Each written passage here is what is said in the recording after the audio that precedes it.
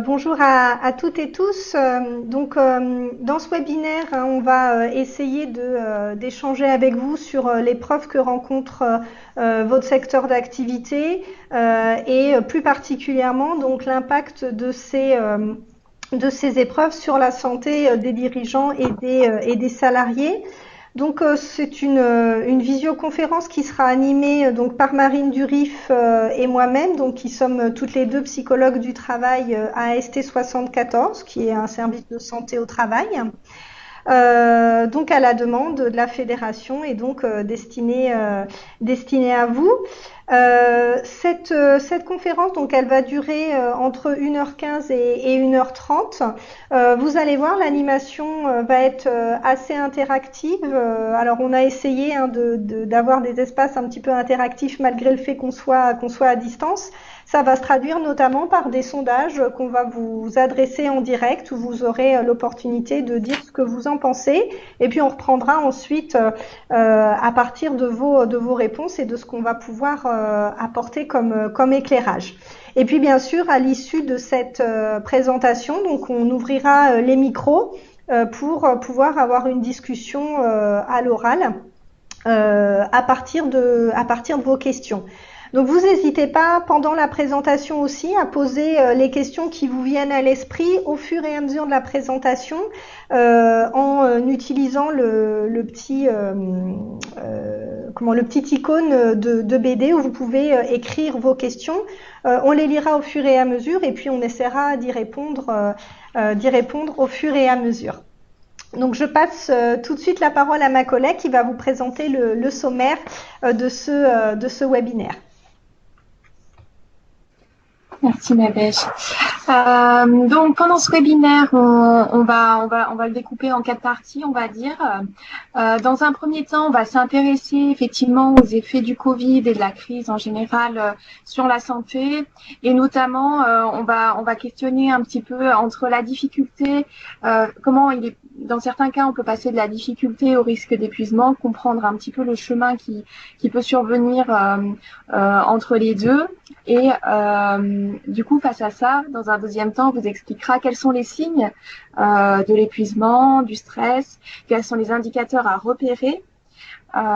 Et puis également, on vous informera sur comment agir pour prévenir, avant d'en arriver à l'épuisement, au stress et puis quelles ressources vous pouvez mobiliser en tant que dirigeant et pour vos salariés.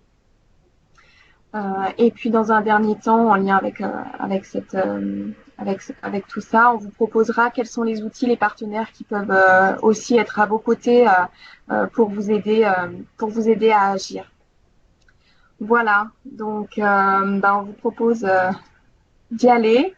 Donc dans un premier temps, comme on l'a dit, on va s'intéresser à comment on peut arriver à passer de la difficulté à l'épuisement, de quoi il s'agit, difficulté, épuisement, c'est un continuum finalement, et donc quels sont les processus qui peuvent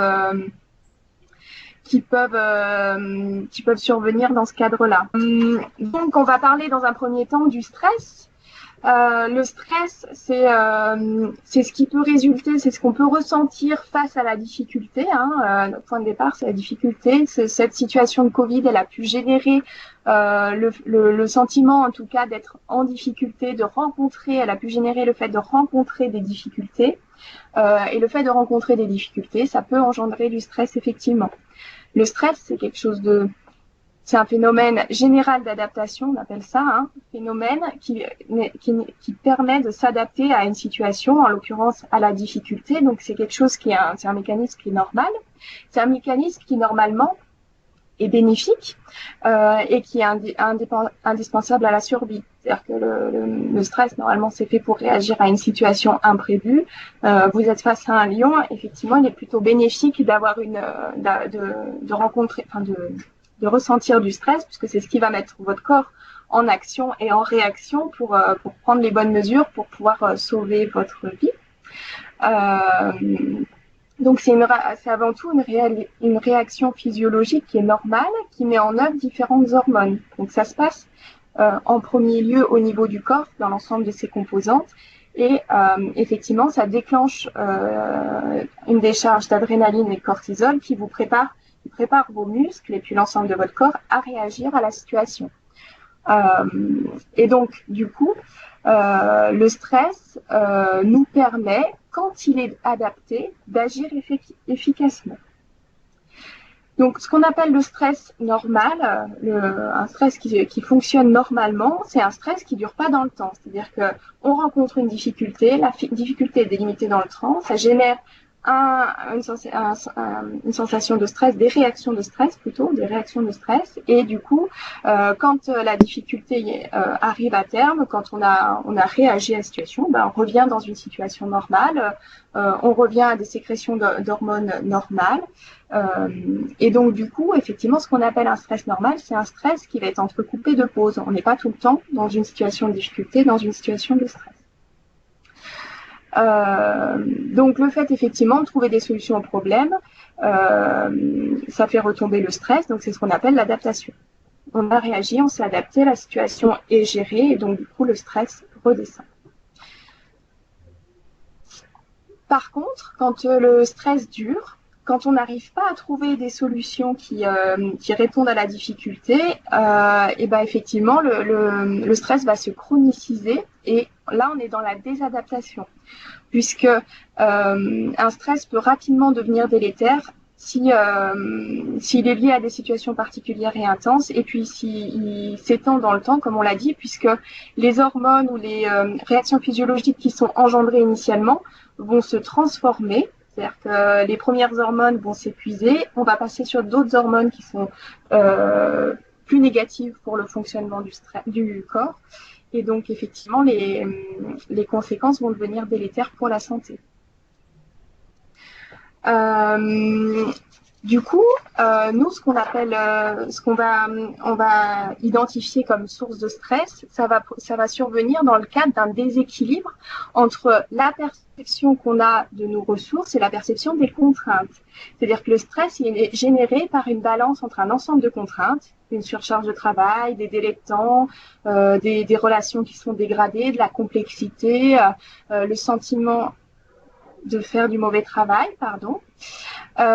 et les ressources qu'on a pour faire face à ces facteurs de stress, à ces contraintes, ça va être effectivement le fait d'être une certaine organisation, de la planification de l'activité, une autonomie, de la souplesse pour pouvoir répondre à ces exigences, de la solidarité, de l'entraide, le fait de pouvoir bénéficier, de s'appuyer sur son expertise, son expérience, le fait de la fierté du travail qu'on accomplit aussi, ça pèse dans la balance. Donc le stress, il est avant tout lié aux exigences de la situation et aux ressources dont on dispose pour y faire face. Vous comprenez bien que les deux sont, on peut pas jauger le risque stress seulement à partir des contraintes. Il faut juger à partir de la balance entre les contraintes et les ressources.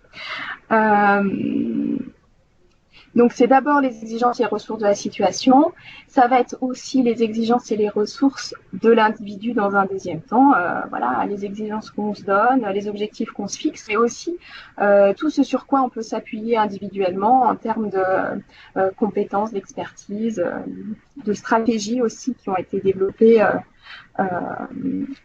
Donc on a tous ces éléments-là qui interviennent dans le niveau de stress qu'on va ressentir face à une situation. Je laisse peut-être Nadège. Ouais, voilà. Merci Marie. Donc on vous a proposé un parallèle avec votre secteur d'activité, puisqu'en fait le stress est aussi utilisé dans le bâtiment, et on parle vraiment du stress des matériaux. Donc c'est peut-être une notion dont vous avez entendu parler. La définition, c'est celle-ci: contrainte exercée sur un matériau. Normalement, un matériau est capable de résister à toute une série de contraintes modérées. Donc on voit bien à nouveau cette question de modération de la difficulté, de la contrainte qui pèse sur le matériau là en l'occurrence, mais même chose donc comme vous l'avez compris sur les individus. Et si la contrainte est excessive ou si le matériau est fatigué, on parle aussi de fatigue du matériau, eh bien c'est là qu'il va y avoir risque de déformation ou de rupture. Donc vous voyez qu'on peut tout à fait faire le parallèle entre le stress des matériaux et la situation de stress pour la distinguer du stress normal au stress chronique. Donc Marine, je vais te laisser juste passer à la suivante si tu peux. Merci beaucoup. Vous avez compris, hein, c'est cette question de la durabilité en fait de la situation et de l'équilibre entre les contraintes et les ressources qui jouent. Et globalement, on peut identifier 3 phases hein, dans un phénomène de stress, donc dans un processus qui va passer de la difficulté au stress et au stress chronique, à l'épuisement. Donc la première des phases, c'est la phase d'alarme. À ce moment-là, il y a tout un tas de choses qui se passent dans le corps au niveau des hormones et au niveau de votre fréquence cardiaque qui va s'accentuer. La tension artérielle aussi augmente et tout ça va permettre au corps d'être plus vigilant via la libération d'hormones. Quand le stresseur persiste, eh bien le corps va entrer dans une phase de résistance et donc c'est là que survient la phase d'adaptation. Et là, il y a d'autres hormones qui vont se manifester et il y a notamment du sucre le taux de sucre qui augmente dans le sang pour permettre en fait à vos muscles d'avoir plus d'énergie. Et si le stress dure encore, eh bien on va aboutir à une situation de stress chronique ou d'épuisement, de stress dépassé. Et là, le corps va être épuisé et le surplus d'hormones qui était là au départ pour s'adapter, il va devenir délétère. Donc il va vraiment y avoir un aspect délétère pour le corps avec un ensemble de symptômes qui vont apparaître autant physiques qu'émotionnels ou cognitifs, hein, tout ce qui est de l'ordre du fonctionnement de notre intellect. Et vous allez également voir apparaître des signes comportementaux, donc des modifications du comportement de l'individu. Donc cette situation de stress chronique dépassé, voilà, c'est vraiment le message clé, c'est qu'elle va apparaître quand il y a une succession de difficultés. La difficulté en tant que telle, c'est une chose, mais quand il y a une succession de difficultés, durabilité, d'intensité, et que donc les contraintes dépassent les ressources, eh bien on est dans cette situation de stress chronique dépassé. Et vous avez donc un processus qui va se mettre en place avec des signes discrets d'abord.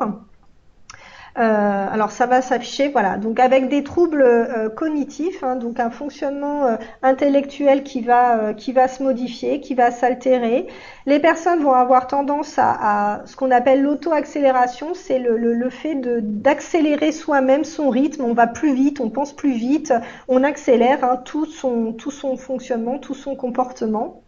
Le présentéisme, c'est le fait d'être au travail alors que l'état de santé justifierait de ne pas y être. Hein, donc des personnes qui continuent de travailler malgré le fait qu'elles soient extrêmement fatiguées, par exemple, ou qu'elles soient malades.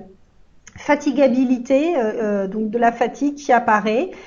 Du surmenage, la surcharge de travail et du déni. Dès ce moment-là, les premiers signes où la personne nie qu'elle commence à être en difficulté et que les difficultés s'accentuent dans le temps. Donc ça, ce sont des signes plutôt discrets et après apparaissent des signes visibles. Qui sont ceux-ci en général, hein, donc des troubles du sommeil. Les troubles du sommeil, ça veut dire insomnie, donc difficulté à s'endormir, ou alors des réveils nocturnes, hein, des personnes qui arrivent à s'endormir mais qui se réveillent au milieu de la nuit, parfois même toujours à la même heure, et qui vont avoir du mal par contre à se rendormir. Ça peut être aussi les cauchemars, hein, donc des réveils en sueur et en stress. Irritabilité. Donc des personnes qui deviennent irritables dans le travail ou hors du travail. Une forme d'instabilité aussi émotionnelle, donc des personnes qui vont varier entre des moments où elles sont très enjouées, par exemple, ou des moments où elles sont en complète apathie, voire très irritables, donc une instabilité. Perte de plaisir, donc des personnes qui vous disent qu'elles n'ont plus goût à rien, par exemple. Ça fait partie de la situation de stress chronique. Et puis des symptômes physiques aussi qui apparaissent comme des maux de tête souvent. Hein. Les personnes ont mal à la tête. Il y a aussi des douleurs dorsales. Hein. Les personnes qui vous disent qu'elles en ont plein le dos et concrètement elles le ressentent dans leur corps. Elles ont vraiment mal au dos. Les troubles alimentaires également, donc dans les deux sens, hein, c'est-à-dire des personnes qui vont manger beaucoup plus ou des personnes qui vont manger beaucoup moins. Donc ça, ce sont les symptômes visibles et puis ensuite survient la phase d'alerte si la situation de stress se maintient. Elle va se manifester par les symptômes que vous voyez ici, donc une déshumanisation, hein, c'est-à-dire des personnes qui vont être cyniques, qui ne vont plus avoir goût à rien, qui ne vont plus être en lien affectif. Hein, on parle de désaffection, donc plus d'affect vis-à-vis des personnes, il n'y a plus rien qui les touche. La démotivation, bien sûr, et elle se renforce. Les personnes aussi peuvent exprimer un vécu de perte de maîtrise, c'est-à-dire que ce qu'elles vont verbaliser, c'est qu'elles n'y arrivent plus du tout, qu'elles sont complètement dépassées, qu'elles n'arrivent plus à gérer, qu'elles n'arrivent plus à faire face, donc elles ont vraiment la sensation de plus rien maîtriser. Un vécu d'usure, je suis fatiguée, j'en peux plus, je tiendrai jamais comme ça, je tiendrai plus encore longtemps. Perte de rigueur, donc des personnes qui qui semblent laisser tout aller, ne plus du tout avoir d'intérêt pour le travail bien fait et la qualité du travail, ou à l'inverse une rigidité qui devient extrême, des personnes qui vont plus pouvoir supporter le moindre petit changement, la moindre petite modification dans l'emploi du temps, dans les techniques, dans les pratiques. Vous voyez, une rigidité extrêmement forte. Et des phénomènes aussi de repli sur soi qu'on voit apparaître dans cette phase-là. Donc un repli sur soi complet, donc c'est la personne qui était plutôt joviale et qui va se mettre en retrait, qui va manger toute seule par exemple le midi, qui va partir plutôt du chantier au lieu de discuter comme elle le faisait à l'habitude par exemple. Et puis enfin, la dernière étape donc qui conduit à l'épuisement, hein, donc c'est la situation de dépassement, donc avec un corps qui est dans un état de fatigue global et dépassé. Ça veut dire un épuisement cognitif, donc tout le fonctionnement intellectuel, l'attention, la mémoire, la vigilance, un épuisement aussi émotionnel, donc avec des émotions qui sont soit complètement bridées, qui ne semblent plus exister, soit une labilité émotionnelle, donc des gens qui se mettent très en colère pour rien ou pour peu de votre point de vue, ou des gens qui vont être extrêmement émotifs. Et puis il y a aussi un épuisement psychologique qui se met en place. Donc vous voyez, hein, c'est un processus qui va conduire de la situation, de la difficulté, qui va engendrer un stress normal avec un phénomène d'adaptation, et cette durabilité, cette intensité qui va comme ça engendrer le passage à une situation de stress chronique ou autrement appelé un épuisement professionnel. Je te laisse cliquer, Marine, merci. Donc voilà, en tout cas, quand vous entendez parler d'épuisement, vous pouvez aussi entendre parler de burn-out, c'est la même chose, hein, c'est la traduction française. Vous allez avoir trois piliers qui sont cet état d'épuisement dont je viens de parler. Un état de cynisme aussi, hein, donc les personnes qui ne supportent plus les clients par exemple, hein, ne supportent plus les clients, ne supportent plus les collègues, il y a vraiment un détachement affectif extrêmement important. Et puis, dernier pilier de l'épuisement professionnel ou burn-out, c'est ce qu'on appelle une remise en question existentielle, donc des personnes qui vont commencer petit à petit à remettre en question tout leur parcours professionnel. qui vont remettre en question le fait d'avoir créé leur entreprise, par exemple, ou le fait d'avoir fait une formation pour se reconvertir, ou tous les efforts qu'ils ont fait pour occuper ce poste, pour développer leurs compétences. Elles vont remettre en question leurs choix et finalement l'ensemble de leur existence. Donc voilà les 3 piliers que vous pouvez garder en mémoire pour qualifier une situation d'épuisement professionnel. Ce qu'on n'a peut-être pas fait apparaître, mais qui est en lien avec ce que Nadège vient de dire, la remise en question existentielle, ça va être aussi le doute sur ses compétences ou sur ses capacités, à une remise en doute pour des personnes qui malgré tout auparavant étaient assez sûres, peut-être assez sûres, c'est pas le cas de tout le monde, mais même pour des personnes qui étaient assez sûres de leurs valeurs, de leurs compétences, qui s'étaient démontrées d'ailleurs au cours de leur parcours professionnel. Ça peut amener à une remise en question, le sentiment d'être nul, de pas y arriver, etc. Ça, c'est un signe aussi à repérer qui peut alerter. Donc si on revient au premier sondage qu'on vous avait proposé, vous aviez raison pour la première question. Non, le stress et l'épuisement ne touchent pas du tout que les personnes fragiles, puisque le stress et l'épuisement va être la conséquence sur les individus de situations dans lesquelles les exigences vont être trop importantes par rapport aux ressources et vont être trop durables par rapport aux capacités d'adaptation de la personne. Alors c'est vrai que le burn-out ou l'épuisement, ça a d'abord été repéré dans l'histoire de la santé au travail chez les professionnels du social, mais aujourd'hui ces situations d'épuisement sont repérées dans tous les secteurs d'activité. Et puis pour répondre à la deuxième question, alors là aussi vous aviez majoritairement raison. La situation d'épuisement, oui, va engendrer de graves troubles de la santé, mais vous aviez un petit peu tort quand même parce que le stress, non. Le stress en tant que tel, comme on vous a dit, c'est un phénomène plutôt normal et tout à fait sain d'ailleurs. Donc le stress, non, en tant que tel, il n'engendre pas de graves troubles de la santé. Maintenant, s'il dure dans le temps, il va engendrer un stress chronique et un épuisement qui là, effectivement, va se manifester par des troubles de la santé assez importants.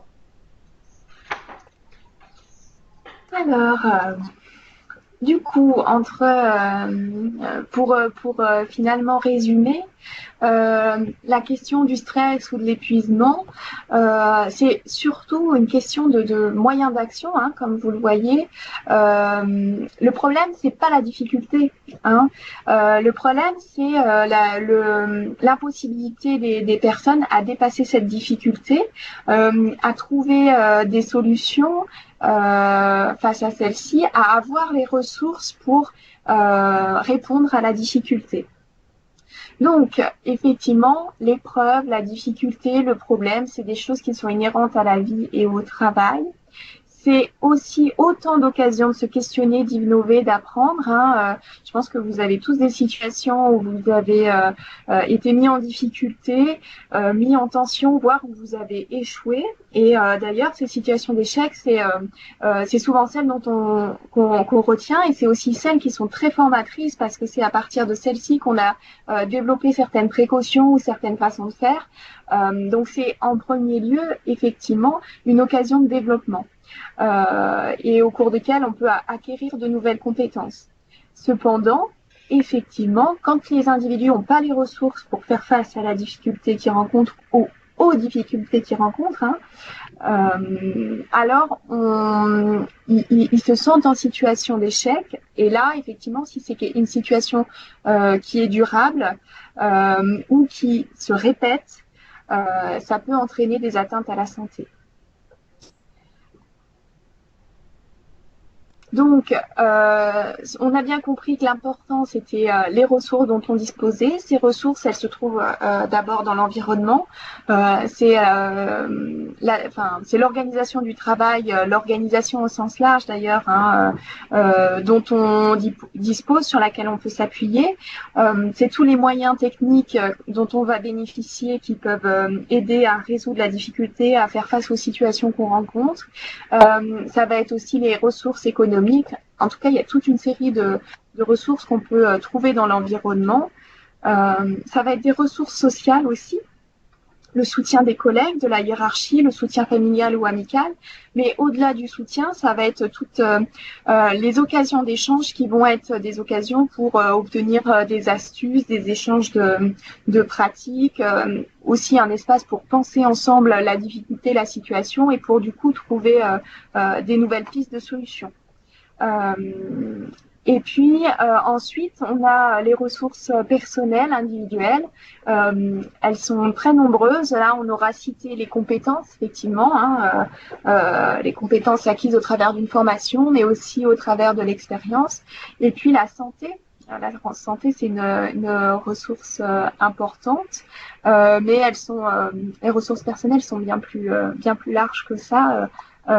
Heureusement. Et donc, du coup, le vécu de stress et au-delà du vécu, les manifestations de stress qu'on peut percevoir chez un tiers, il est à regarder au regard de la situation, donc on l'a dit tout à l'heure, les facteurs de contrainte et au travers de tous ces facteurs de ressources qui sont communes à l'entreprise, aux équipes, etc. et qui peuvent être aussi différentes en fonction des parcours des individus ou des équipes. Hein, des fois, on voit des différences d'équipes qui rencontrent les mêmes difficultés, qui travaillent dans une même entreprise. C'est aussi lié à l'histoire de l'équipe, à ce qui s'est mis en place collectivement. Voilà, donc c'est ce qui fait aussi qu'il peut y avoir des variations dans le stress qui est exprimé. Là, on va faire le lien un petit peu. On vous a présenté d'une manière générale, donc c'est valable en tout temps, comment il peut arriver qu'on passe du stress à l'épuisement. On vous propose de faire le lien avec ces situations de Covid. Donc, effectivement, dans le Covid, on a des facteurs aggravants qui peuvent générer ou accentuer un stress qui était des facteurs de stress ou d'épuisement qui étaient déjà présents dans les situations que vous rencontrez tout un chacun dans vos entreprises respectives. Donc on en a cité quelques-uns, c'est bien sûr pas exhaustif. En introduction, Madame Rigol a cité des contraintes spécifiques à l'activité actuellement qui peuvent entrer dans cette liste. Donc en tout cas, nous, on a repéré le fait que la situation de chômage partiel, le BTP a été très concerné par le chômage partiel et en particulier dans notre région. Pour les entreprises qui fonctionnaient ou à la reprise, vous avez pu être confrontés au manque d'équipements de protection, aux ruptures d'approvisionnement ou aussi au refus des maîtres d'ouvrage d'autoriser la reprise des chantiers. Et puis, toutes les entreprises, et d'ailleurs une minorité manifestement d'entreprises, pouvaient bénéficier ou ont eu recours aux solutions qui étaient proposées pour aménager au plan financier, en tout cas, votre trésorerie. Donc, tout ce qui est de l'ordre du report de charges sociales, le report de crédit, les prêts garantis. Et puis les données sont connues sur les chiffres d'affaires qui ont été largement impactés par cette période de confinement et de crise. Et puis dans les études qui ont été menées auprès des entreprises du BTP, il semblerait que la majorité d'entreprises considèrent que les pertes sont jugées difficilement rattrapables d'ici à la fin de l'année. Et puis du coup, effectivement, il y a une grande majorité d'entreprises qui ont été à l'arrêt pendant plus d'un mois, puisque fin avril, voire même un mois et demi, quoi. Voilà, donc c'est pas exhaustif, mais on comprend en tout cas que la crise a impacté toutes les ressources des entreprises, des collectifs et des salariés pour faire face aux difficultés. Et puis, ce dont on se rend compte aussi, c'est que les marges de manœuvre nécessaires pour agir, elles dépendent majoritairement, ou elles dépendaient selon la situation, majoritairement d'autres acteurs, de personnes qui ne sont pas vous, hein. Et donc, du coup, ça pouvait générer un risque important de vécu d'impuissance et donc d'atteinte à la santé. On l'a dit, hein, la ressource est importante par rapport aux situations de stress et d'épuisement. Donc, c'est important de pouvoir avoir la possibilité d'agir sur les situations, ce qui a pu être limité là dans la situation actuelle. Je te laisse. Merci Marine. Donc on va maintenant attaquer la deuxième partie de ce webinaire, donc qui est centré sur le repérage. Hein. Donc maintenant qu'on a posé un petit peu ensemble de quoi est-ce qu'on parle, on va essayer de voir ensemble comment est-ce qu'on peut repérer ces situations autour de vous. Alors pas de suspense, hein, oui, vous avez raison. Il y a beaucoup de signes qui peuvent être repérés et dans plein de niveaux, dans plein de sphères de la vie. La première sphère, le premier pan où on peut repérer des signes de stress ou d'épuisement, c'est le travail. Hein. Ce qu'on va voir se manifester dans le travail, eh bien, ce sont par exemple des retards, des erreurs, des oublis, des désorganisations, des échecs. Enfin, on va voir, hein, le travail va être impacté, le travail va être abîmé, et ça, vous pouvez le repérer. On repère aussi également des signes dans la relation à l'autre, hein, donc sans surprise, on l'a dit dans les premières slides, les personnes vont devenir irritables, elles vont se replier, elles vont être en colère, elles vont avoir une tendance à juger aussi autrui, hein, donc vous allez voir disparaître la bienveillance, de la neutralité, mais voir apparaître des jugements, parfois lapidaires par exemple. Autre secteur où vous pouvez voir des choses, c'est dans la vie quotidienne en fait, hein, des personnes qui vont donc avoir des troubles alimentaires, donc comme on a dit, hein, soit dans l'excès, soit dans l'arrêt de l'alimentation. Des comportements addictifs aussi, très souvent. Vous allez voir apparaître une surconsommation, par exemple, de tabac, une surconsommation de café, des boissons énergisantes, la consommation d'alcool, voire des consommations de psychotropes aussi, ou de drogue, hein, ça peut aussi entrer dans ces signes-là. Les troubles du sommeil, les tensions dans le couple et avec les enfants sont aussi des signes de ces situations d'épuisement professionnel. Des salariés qui expliquent, hein, qu'ils ne supportent plus leurs enfants, ils ne supportent plus les questions des enfants ou les cris des enfants ou les mauvais comportements de leurs enfants, et on va voir tout de suite apparaître une colère forte. Des signes également au niveau du fonctionnement intellectuel, hein, avec des pertes de mémoire, des troubles de l'attention qui sont repérables dans le travail mais aussi à la maison.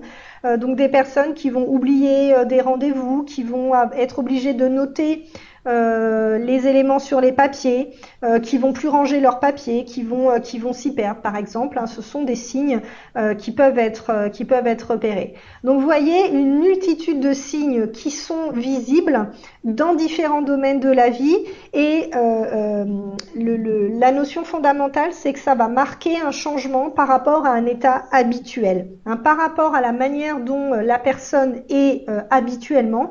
Eh bien, vous allez observer une modification du comportement et voir apparaître des signes qui n'étaient pas présents avant. Donc effectivement, vous l'avez remarqué aussi, vous aviez raison, hein, en tant que proche, comment est-ce qu'on peut agir? Ben, on peut agir, effectivement. On peut agir en étant présent déjà, hein, c'est beaucoup, en écoutant.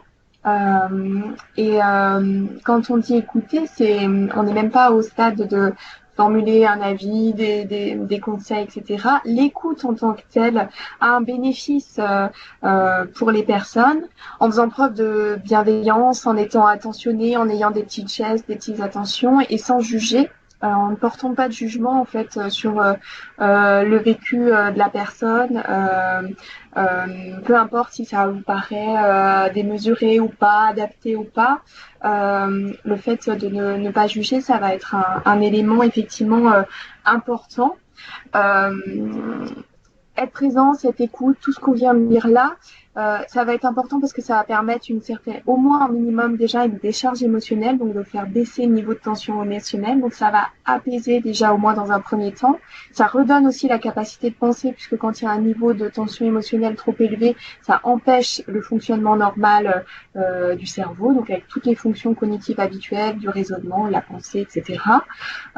Et puis dans une certaine mesure, ça peut faire réfléchir, ça permet d'avoir des retours, des questionnements qui peuvent ouvrir sur la personne, à aider la personne à penser sa situation et éventuellement à trouver de nouvelles idées alors qu'elle avait le sentiment de tourner en rond jusqu'à présent. Donc l'idée, en tout cas, la meilleure façon d'agir en tant que proche, c'est de pouvoir être aux côtés d'eux, de pas laisser la personne seule.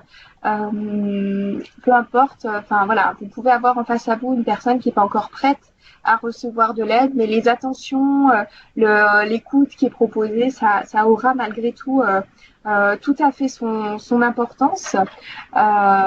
Et puis votre rôle aussi en tant que proche, ça va pouvoir d'accompagner vers des personnes aussi qui pourront soutenir.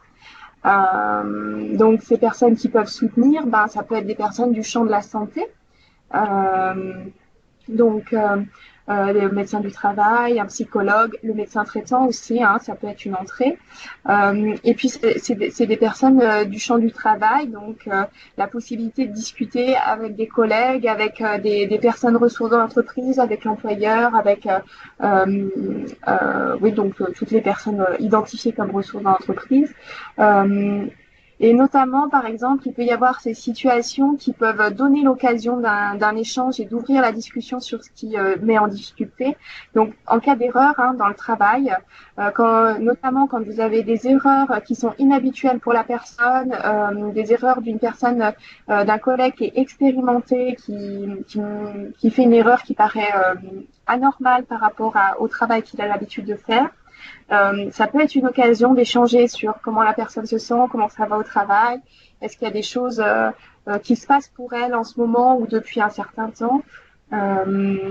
Ça peut être aussi de mettre en place, dans le cadre de tutorat plus ou moins formalisé, mais que la personne puisse bénéficier d'un appui d'un tuteur, tuteur au sens le tuteur que vous mettez à une plante pour qu'elle puisse passer dans la période de croissance le moment où c'est un peu trop lourd à porter, les fruits sont un peu trop lourds à porter. Voilà, donc il y a cette notion-là. C'est important de dire quand même, c'est important pour nous de vous dire que une personne qui est dans un niveau de tension trop élevé, donc soit de stress chronique, soit dans une certaine phase d'épuisement, elle peut avoir du mal à entendre ce que vous allez lui dire ou les occasions ou apprendre les occasions d'échange que vous lui apportez.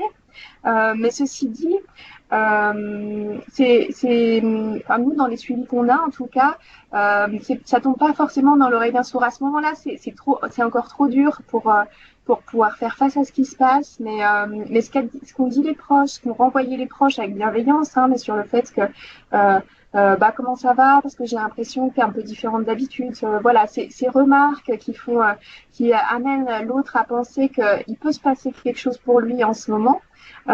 C'est des choses qui ont alerté quand même dans une certaine mesure la personne, et qui à un moment il va y avoir un déclencheur, quelque chose qui va remettre les pièces dans l'ordre, et finalement ce qui a été dit avant, les petites accroches qui ont été placées par les proches, les collègues, ça va prendre du sens, et c'est ce qui va engager dans un travail soit de soins, soit de mettre en place des choses pour changer la situation qui fait souffrir, qui est génératrice d'épuisement. C'est important aussi de resignaler que l'origine des difficultés, elle est liée au travail. Il faut se rappeler que l'origine, elle est liée au travail. Ça se manifeste par des manifestations qui peuvent paraître très personnelles. On a évoqué quand même les incidences sur les relations dans le couple, les relations aux enfants. Donc la manifestation, la façon dont ça se présente chez la personne, elle va être très personnelle. Mais l'origine des difficultés, elle est dans le travail. Et donc la résolution de la situation, elle est aussi sur le champ du travail.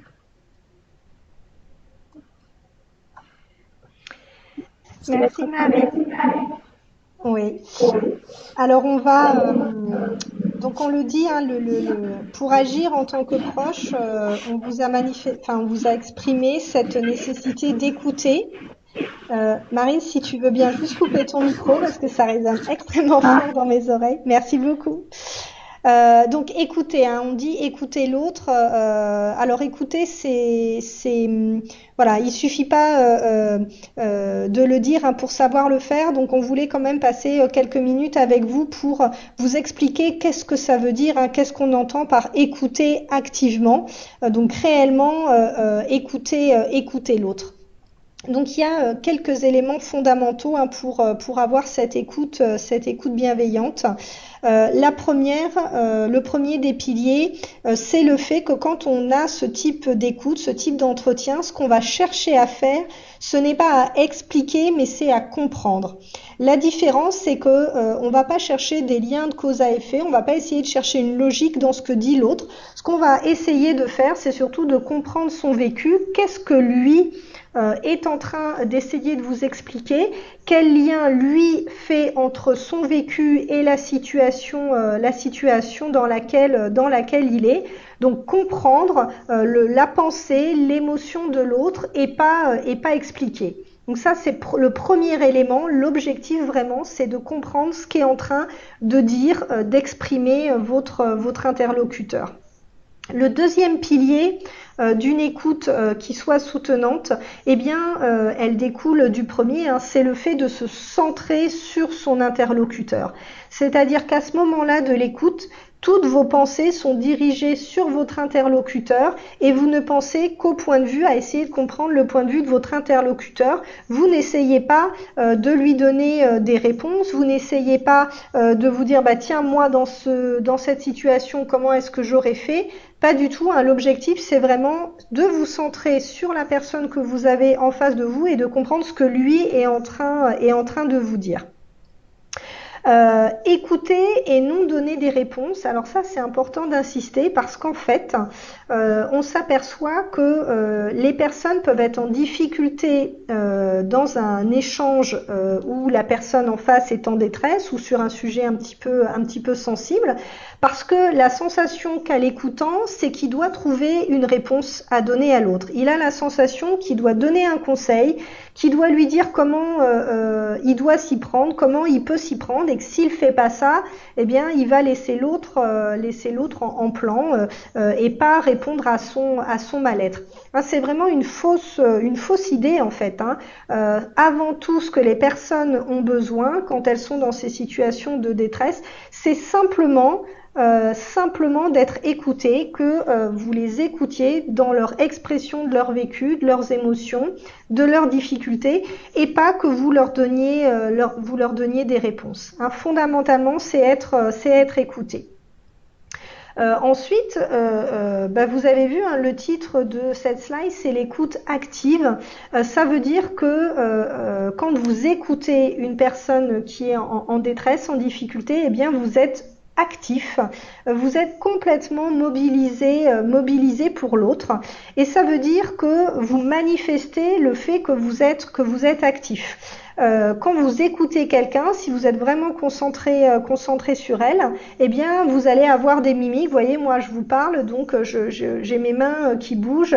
Si on se parlait en face à face, j'aurais des mimiques. Je regarde par exemple mon interlocuteur. Et puis je ne suis pas totalement silencieuse. Hein. Il faut pas être silencieux complètement pour écouter activement.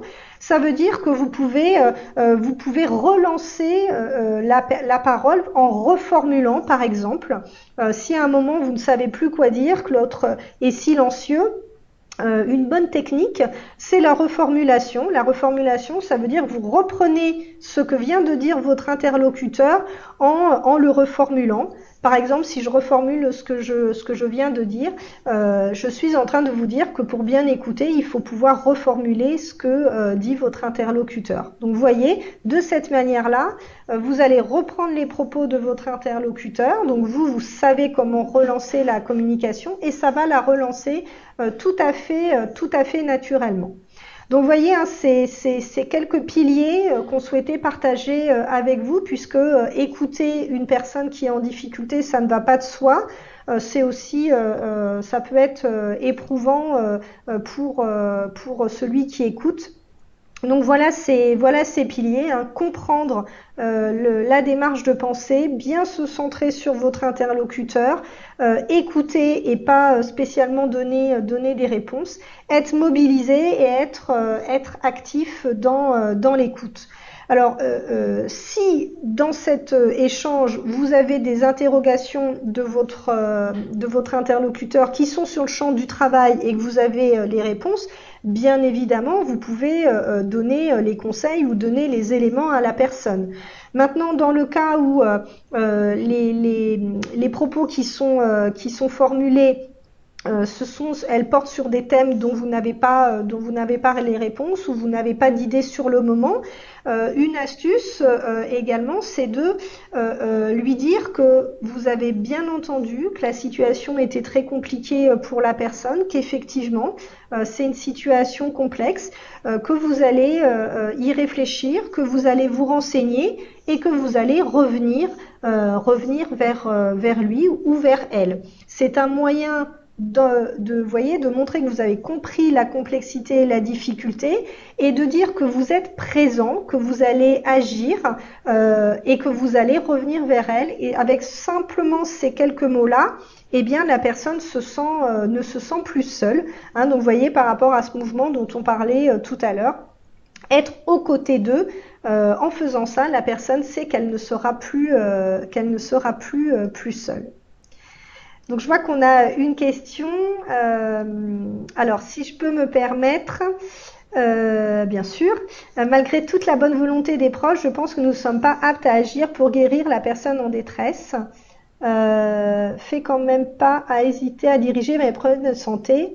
Quels sont mes différents professionnels de santé? Alors bon, je vois que Marine a répondu, hein, tout à fait, c'est un soutien complémentaire, l'entourage et les professionnels.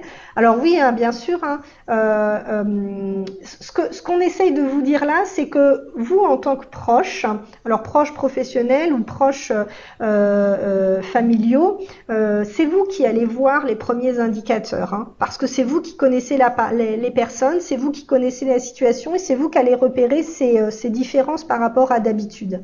Et souvent, les premières personnes aussi auxquelles on va essayer de dire, quand on peut dire, eh bien, ce sont ceux qui sont à côté, hein, c'est tout simple. Et donc, vous pouvez avoir un rôle extrêmement important à ce moment-là, comme Marine l'a dit, et en sachant écouter, vous allez permettre cette première verbalisation qui permet de poser le problème en fait, hein. La personne va pouvoir poser le problème et ensuite vous pouvez agir en accompagnant la personne vers un professionnel de santé, hein, vers un professionnel de santé ou un professionnel aussi dans le milieu du travail pour agir sur les problèmes du travail.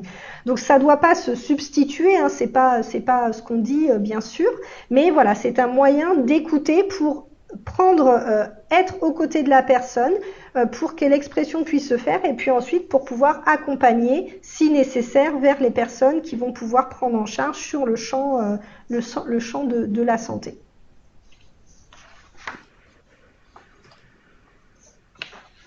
Donc si on revient sur notre deuxième sondage, eh bien vous aviez tout juste, hein, donc si une personne en situation de stress ou d'épuisement, ça se voit. Alors ça se voit, attention tout de même parce que quand on arrive à la situation d'épuisement, eh bien il peut y avoir des dénis extrêmement importants et des personnes qui vont contenir et avec le repli aussi, hein, qui se manifeste, le repli social, peut être moins directement visible, hein. Mais effectivement ça se voit.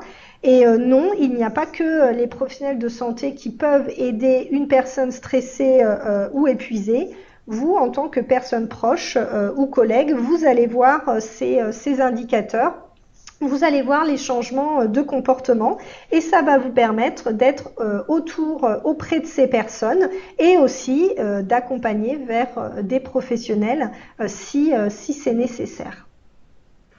Ça peut vous paraître peu, mais c'est vrai que nous, dans l'expérience qu'on a, les proches qui ont eu à un moment la possibilité d'exprimer tiens, t'as l'air différent en ce moment, tu te mets plus rapidement en colère, est-ce que ça va?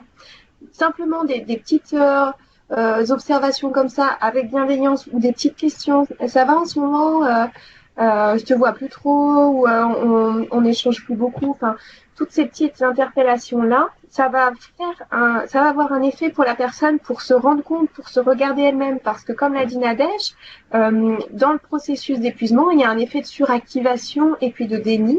Donc la personne est censée être en activité, et plus elle est en activité, plus elle s'épuise. Et à un moment, elle n'arrive plus à avoir, ne serait-ce qu'à percevoir ces petits signes. Et quand une personne lui renvoie des choses comme ça lui fait un effet de rappel où elle peut à un moment se décaler, avoir un regard sur elle. Ça va peut-être pas prendre du premier coup. Il va y avoir une petite couche, encore une petite couche, mais à un moment, ça peut faire le déclic. Et c'est ce qui va pouvoir après amener la personne à demander, à solliciter de l'aide, à prendre un arrêt. Donc pour nous c'est pas négligeable en fait cet effet des proches, et ne serait-ce que de mettre un mot sur quelque chose que la personne vit mais qu'elle a pas identifié que c'était ça, qu'elle était en colère, qu'elle avait l'air fatiguée, et quand le mot arrive ça peut avoir cet effet là de déclenchement qui est pas inutile. Et peut-être juste le complément qu'on pourrait faire sur une personne en situation de stress ou en situation d'épuisement, ça se voit, oui, il y a des signes. La vigilance, c'est peut-être de bien penser à se poser la question, est-ce que la personne ne serait pas en stress ou en épuisement? Puisqu'on l'a dit, ça peut être sur de l'irritabilité, sur des erreurs. Il faut pas se tromper dans l'analyse. Enfin, en tout cas, il faut étudier la possibilité que ça arrive au bout d'un processus d'épuisement, de plusieurs difficultés qui ont été rencontrées et qui amènent à des manifestations de ce type, à des comportements. Voilà, faut pas se tromper dans l'analyse, quoi. Merci Marie. Donc on va passer à la troisième partie de ce webinaire, donc sur l'action. Hein. Comment est-ce qu'on peut agir? Comment est-ce que vous pouvez agir pour prévenir ces vécus de stress chronique ou d'épuisement, et quelles sont les ressources qui peuvent être mobilisées? Donc, alors comment est-ce qu'on peut agir? Donc d'abord, hein, vraiment l'idée clé qu'on souhaite partager avec vous, c'est que cette crise sanitaire, elle a eu en premier effet de rompre les liens, de rompre les coopérations, de rompre les échanges, de rompre les habitudes. Enfin vraiment, il y a eu des ruptures extrêmement nombreuses. Donc premier effet, hein, donc cette dislocation.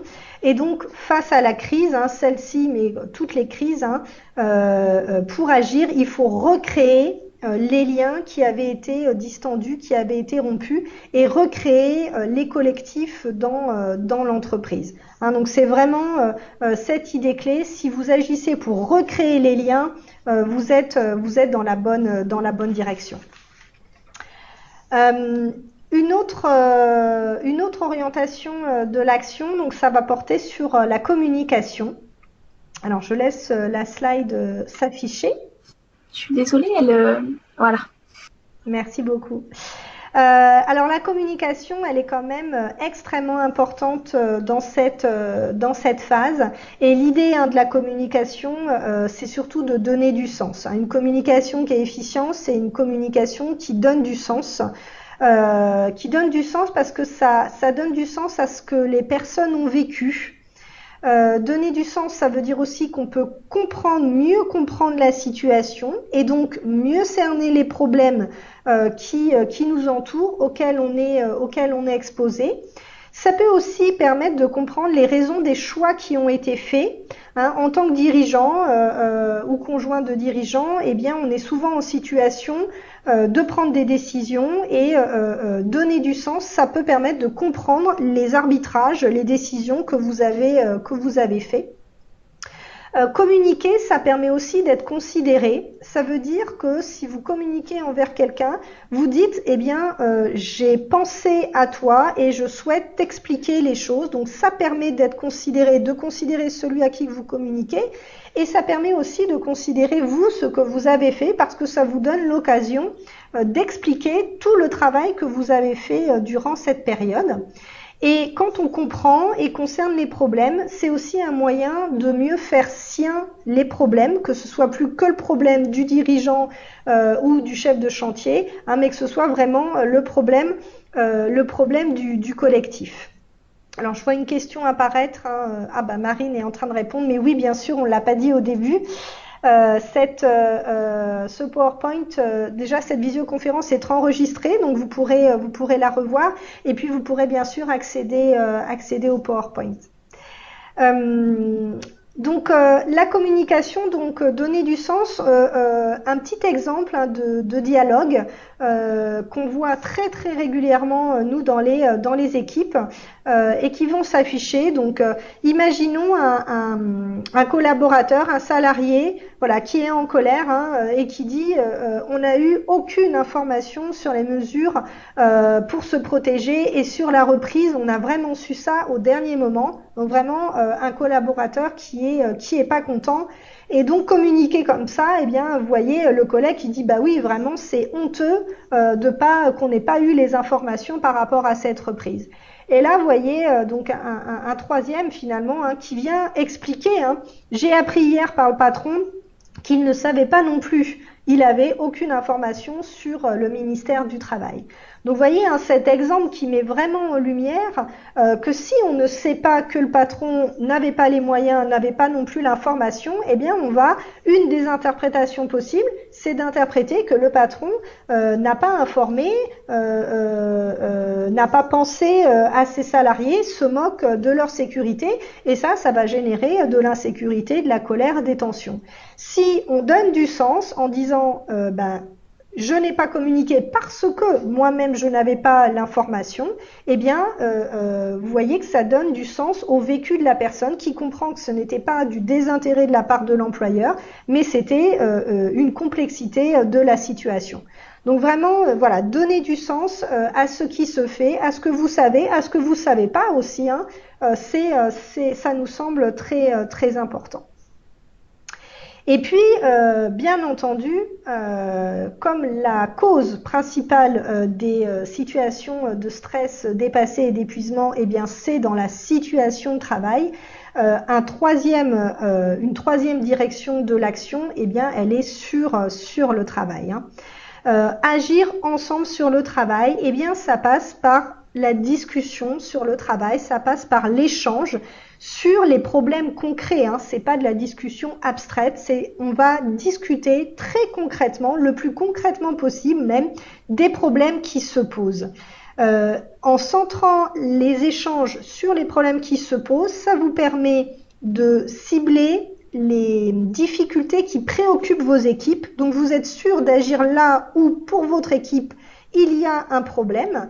Et c'est aussi une discussion sur les marges de manœuvre qui sont à votre main, puisque discuter des problèmes qui se posent dans l'entreprise, c'est aussi discuter de là où les salariés et l'employeur ont les marges de manœuvre.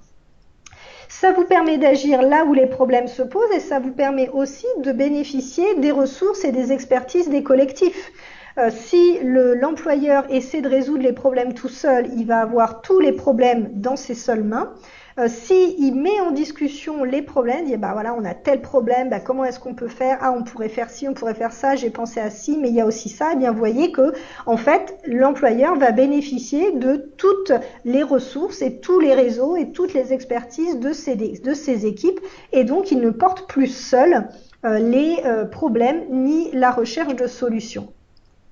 ça a aussi un effet très bénéfique en termes de santé parce que tout simplement les problèmes vont pouvoir être partagés et donc on va pouvoir verbaliser sur ce qui est difficile, là où un phénomène d'épuisement, comme on l'a dit, va plutôt avoir tendance à entraîner un phénomène de repli et la personne reste avec ses problèmes seule. Là, les problèmes vont être partagés, c'est plus le problème d'un tel, c'est le problème de l'équipe. Les ressources, les astuces, les idées, bien évidemment, et puis on sait aussi que dans cette période, vous avez dû faire face à des changements importants et on ne sait pas de quoi l'avenir sera fait, mais il va sûrement y avoir d'autres changements importants qui vont se manifester, soit par la conséquence des impacts de la crise, soit par d'autres changements. Et on sait que le fait d'avoir participé à l'élaboration, à la réflexion de la solution, eh bien, ça augmente vraiment très significativement l'adhésion des personnes au changement. Donc, y compris en termes d'adhésion au changement, puisque vous avez pris des décisions importantes et que vraisemblablement il y en aura d'autres, eh bien, plus vous allez faire participer les personnes à la réflexion au problème et plus l'adhésion sera importante et moins vous aurez donc de résistance ou de personnes qui ne vont pas adhérer. On attire votre attention sur le petit dessin à droite de la diapositive qui résume un peu ce que Nadège vient de dire, mais qui est tout à fait approprié à la situation actuelle où les deux ânes se mettent en commun pour définir une stratégie. Certes, là, les changements qui se mettent en place, en plus, ils sont un petit peu bousculés. Ils peuvent amener à des difficultés qui permettent pas de faire le travail. En l'occurrence, là, pour les ânes, c'est de manger le foin, hein, mais dans votre cas, ça peut être de faire le travail correctement ou d'appliquer les mesures qui sont définies. Et c'est seulement en se mettant ensemble autour de la table qu'on va pouvoir réfléchir aux compromis qui sont possibles, comment on peut s'y prendre pour que on puisse concilier, par exemple, sécurité et activité. Enfin voilà, tout ce qui peut se poser à l'heure actuelle comme situation dans vos entreprises. Et donc voilà, pour revenir sur le dernier sondage qu'on vous a proposé, eh bien la réponse c'est les deux, hein. C'est les deux. Il faut agir sur les personnes et il faut agir sur le travail, mais en gardant à l'esprit, bien entendu, que les causes, les facteurs causes, elles sont sur le travail et dans l'environnement de travail. Les conséquences sur les personnes, eh bien voilà, je viens de le dire, ce sont des conséquences. Donc si vous agissez sur les conséquences, ça aura un effet de soulagement, hein, bien sûr, une prise en charge peut-être, mais ça ne va pas modifier les causes. Donc il faut agir sur le travail et il faut aussi agir sur les personnes pour réduire les contraintes auxquelles elles sont exposées, développer leurs ressources et donc permettre éventuellement une prise en charge si c'est nécessaire. Donc on retient une action aux deux niveaux, mais vraiment avec attention cette idée forte que les causes sont dans la situation de travail. Alors, du coup, fort de ces éléments, vous allez pouvoir mettre en discussion un certain nombre de choses dans vos entreprises pour pouvoir répondre au mieux aux difficultés ou aux situations de frottement que vous pouvez rencontrer dans ce cadre. Ce qu'on vous propose aussi, c'est de pouvoir vous appuyer sur les ressources disponibles. Et là, en l'occurrence, la crise a été suffisamment exceptionnelle pour qu'il y ait eu une mobilisation très forte d'une variété d'acteurs assez large qui proposent une multitude de ressources, d'aides, de dispositifs. Donc c'est positif, c'est riche, c'est soutenant. Dans le même temps, c'est tellement massif et puis il y a tellement d'acteurs qui sont impliqués que ça peut à l'inverse générer une charge dans le fait de pouvoir trouver quelles sont les aides réellement disponibles, comment ça fonctionne, est-ce que ça s'adresse à moi, pas à moi, comment on fait pour les solliciter. Donc ça peut être aussi un facteur de surcharge, de stress, de fatigue, de devoir faire le tri dans les ressources sur lesquelles que vous pouvez mobiliser. Donc on va débroussailler avec vous. Alors c'est peut-être des informations que vous avez déjà eues, mais en tout cas on a entrepris de débroussailler avec vous les dispositifs ressources qui sont développés pendant cette crise. Mais l'idée qu'on voulait partager avant tout ça avec vous, c'est que une des ressources les plus riches, soutenantes et peu coûteuses, ça va être quand même tout ce qui est de l'ordre du collectif, c'est-à-dire les réseaux professionnels, les pairs, donc les personnes du même métier, du même secteur d'activité, avec lesquelles vous êtes en contact ou vous pouvez entrer en contact pour pouvoir partager sur comment ils gèrent certaines situations, comment ils s'y sont pris, quelles difficultés ils ont rencontrées en mettant en place telle ou telle solution, et du coup vous appuyez sur cette expertise-là qui est de l'ordre de votre milieu professionnel. Donc ça, c'est une ressource qui est à pas négliger. Vraiment, on vous invite à vous appuyer autant que possible dessus. Aussi parce que ça vous apporte à vous aussi le soutien, la possibilité d'exprimer les difficultés, donc du coup de pas être seul à réfléchir. Donc tout ce qu'on vient de dire jusqu'à présent, donc ça participe, vous comprenez que ça participe à votre propre santé. Et puis voilà, donc on vous invite à bien penser à vous appuyer sur ces réseaux professionnels, sur ces connaissances professionnelles que vous avez. Donc on va aller rapidement puisque on voudrait pas trop déborder. Toujours est-il que dans ces aides que là on vous propose, la variété des aides, on a constitué un document qui est récapitulatif de tout ce qui est présenté là, qui donne les modalités de contact, les conditions, enfin qui est un peu plus détaillé que ces diapositives, donc on vous adressera. Donc dans tous les cas, vous aurez le détail de ces aides. On a répertorié 5 types d'aides, si je dis pas d'annerie.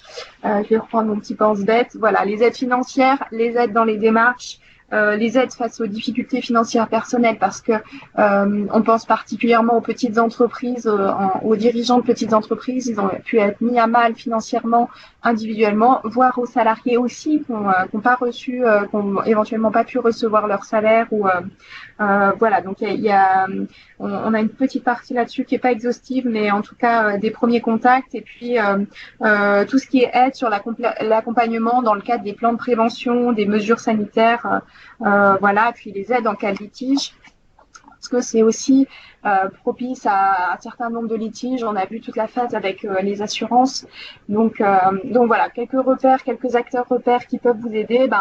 Effectivement, il y a l'État avec toutes les mesures qui ont été mises en place, prêts, fonds de solidarité. Voilà, sur les aides financières, de toute façon, ça va être des aides de type soit report d'échéance de cotisation, etc. Ça va être de l'ordre du prêt. Après à taux intéressant, voire à taux zéro, tout ce qui est aide directe, le versement d'un certain montant pour vous aider à faire face à la crise. Et puis ces différents types d'aides, ils sont dispensés par différents types d'acteurs et ils sont sous différentes conditions. Donc voilà, en termes de taille d'entreprise, de situation financière, etc.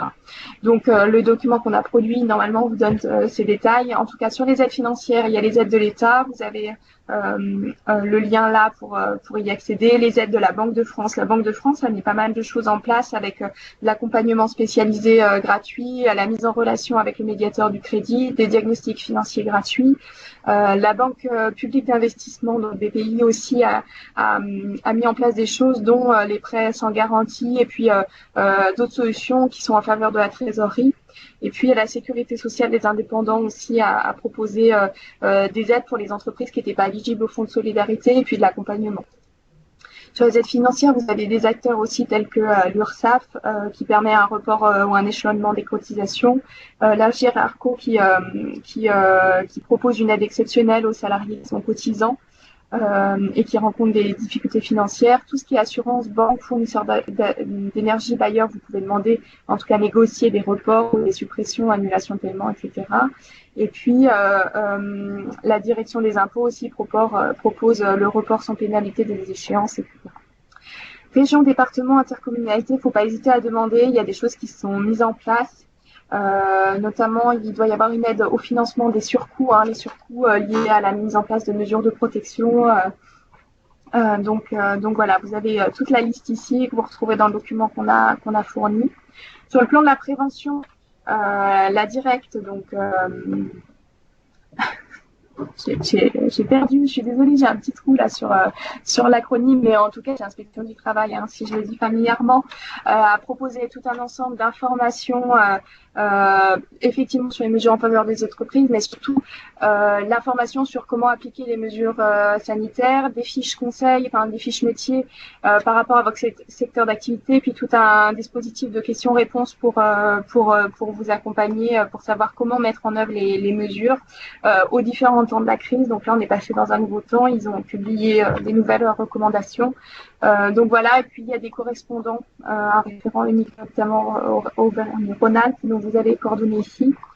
Il y a la sécurité sociale, donc Amélie, qui propose une subvention prévention Covid. Alors attention parce qu'il y a pas mal de choses qui arrivent à échéance là où la fin du mois prochain, donc il faut regarder, et puis qui informe sur toutes les modalités d'arrivée dérogatoire, d'activité partielle, etc. Et il y a un guide spécifique pour le bâtiment si les informations sont bonnes. Vous avez tous les liens ici pour y accéder. Sur le site de l'INRS, il y a tout un ensemble de préconisations ou guides qui ont été formulés pour vous aider à assurer la prévention ou la continuité de la prévention, parce que vous disiez de la prévention avant le Covid, mais en tout cas avec les mesures adaptées au Covid, avec comment faire l'évaluation, gérer les risques de violence, etc. Donc ça peut être une ressource. Sur le plan de la prévention, le SST, donc le service de santé au travail, donc nous on est là en appui pour, je développerai un tout petit peu plus précisément après, mais en information pour vous fournir des outils, pour vous conseiller sur vos situations spécifiques, vous accompagner aussi. Et puis on a également sur notre site internet un dossier spécial Covid avec tout un ensemble de ressources, d'informations. Vous pouvez aussi vous appuyer sur vos mutuelles, vos prévoyances, vos assurances qui, de plus en plus, au moins fournissent de l'information, mais également ont des acteurs en interne qui peuvent formuler du conseil, de l'accompagnement, et ça peut être rentré dans vos cotisations. Donc, c'est des acteurs qu'il faut penser à solliciter pour voir ce qu'ils mettent en place. Et puis, donc l'OPP-BTP aussi qui a fourni tout un ensemble d'outils de conseils, d'informations. Je pense que vous connaissez, mais voilà, on l'a cité puisque c'est un relais important. Il y a la possibilité de poser ces questions et surtout, puisque ça vient en relation avec le message qu'on vous adresse, il y a une plateforme d'entraide dont vous avez le lien ici, qui a été mise en place pour partager, pour que les entreprises partagent leurs astuces, les solutions qu'ils ont mises en place, comment ils se sont pris, leurs difficultés. Donc voilà, ça peut être aussi une façon de mobiliser le réseau large des professionnels du BTP. C'est pas le tout d'avoir ces informations-là, mais ça peut être compliqué aussi de savoir par quel bout prendre les choses. Donc, il y a des acteurs qui sont là justement pour vous aiguiller, pour vous accompagner, pour pouvoir mettre en place toutes ces aides, pour pouvoir coordonner un petit peu tous ces éléments-là. Donc, il y a les fédérations professionnelles qu'il ne faut pas hésiter à mobiliser, qui vont répondre aux questions, fournir du conseil. Pareil, fournir des dossiers spécifiques au Covid.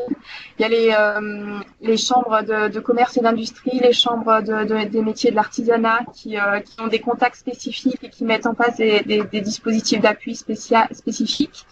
Il faut penser aussi, on peut penser en tout cas aussi toutes les associations de soutien aux entreprises et aux entrepreneurs, les réseaux professionnels. Il y a une liste ici qui n'est pas exhaustive.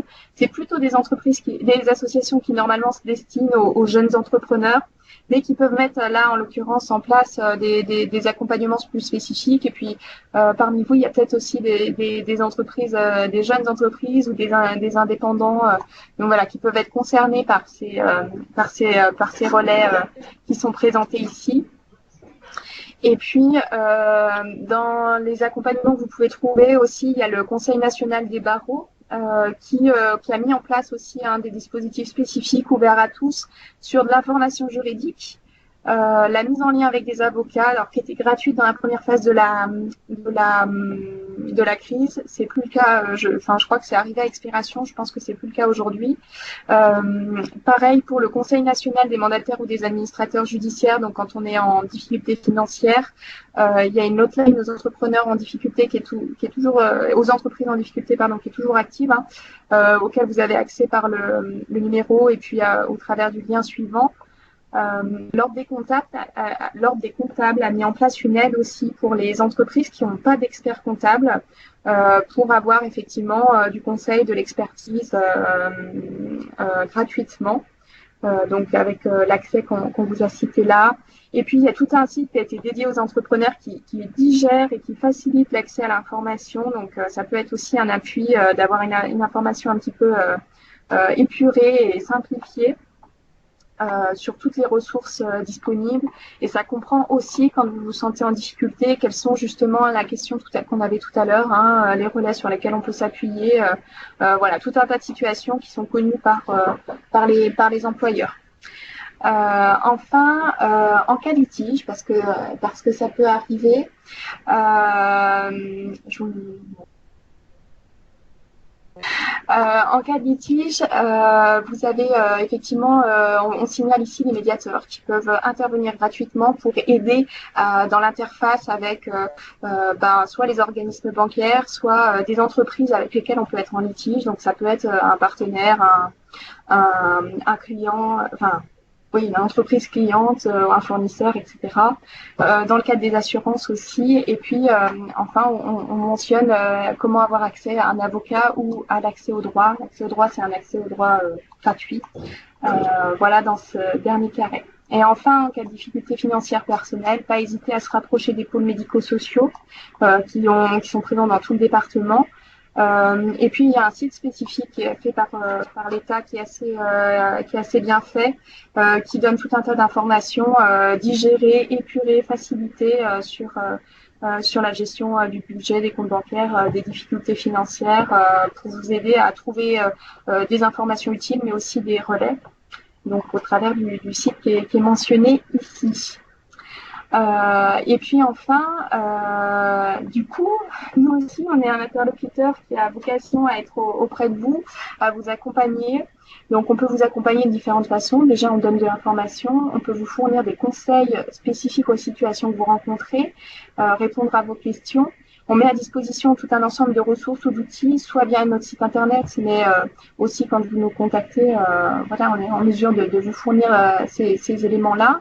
Et puis, voilà, on va vous écouter, on va vous accueillir, vous écouter, vous ou vos salariés, répondre à vos questions ou inquiétudes, et puis prendre en compte aussi les situations médicales individuelles, hein, via les visites médicales, donc les médecins du travail, les infirmiers en santé au travail.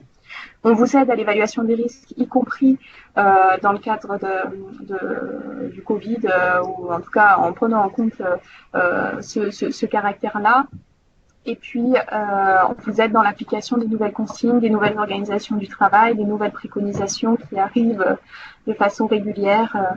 Et vous avez effectivement accès à des préventeurs spécialisés dans les différents risques. Voilà. Et sur le plan spécifique des risques psychosociaux, pareil, hein, information, conseil, aide à l'évaluation, mise à disposition d'outils. On fait de l'accompagnement individuel ou de groupe à l'intention des salariés ou de collectifs de travail.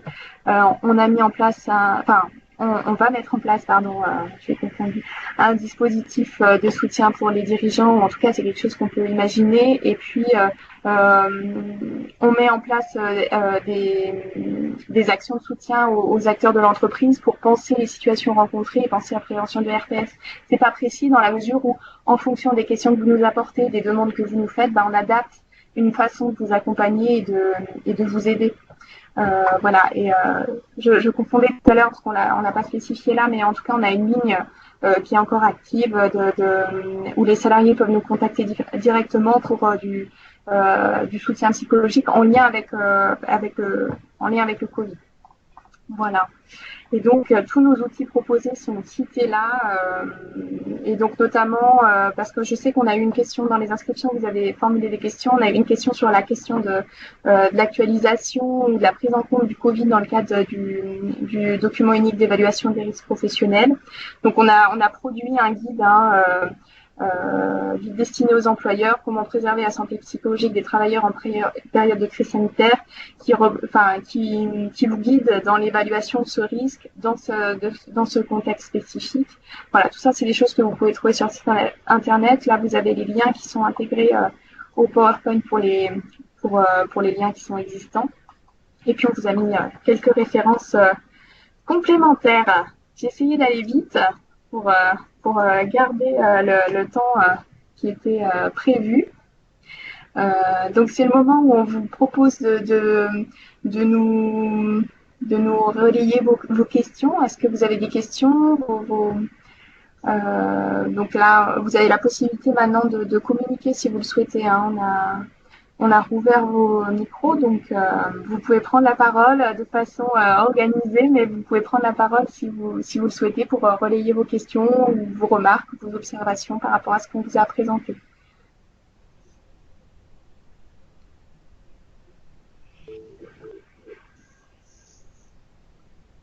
Alors déjà, je vais aussi, parce qu'il n'y a pas de questions, je vous écoute, parce que notre présidente Isabelle Rigol a dû quitter la visio, elle l'avait annoncé, hein, donc elle a quitté la visio vers 16 heures, donc elle m'a chargé de s'excuser auprès de vous, de transmettre ses excuses, et puis de vous remercier pour votre intervention et pour avoir bien voulu accepter d'animer cette visio pour le groupe femmes de la Fédération. Merci à vous. Merci à vous de l'opportunité aussi. Donc si vous n'êtes pas à l'aise pour poser les questions à l'oral, n'hésitez pas aussi à les écrire, hein. Les deux modalités restent ouvertes. Alors. J'ai pas l'impression qu'il y ait de questions, ni micro ouvert, ni en chat.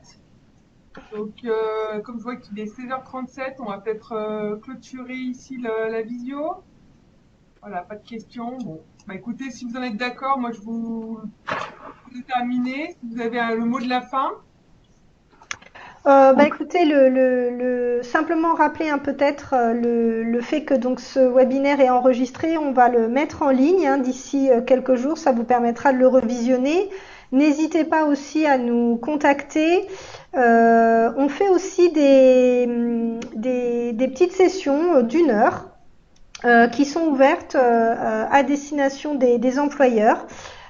Qui sont beaucoup plus interactifs, où il y a quelques participants et donc qui sont aussi en visioconférence. Donc c'est aussi une possibilité, voilà, pour venir poser vos questions plus particulières, partager vos difficultés professionnelles. Et donc on est disponible en fait, hein.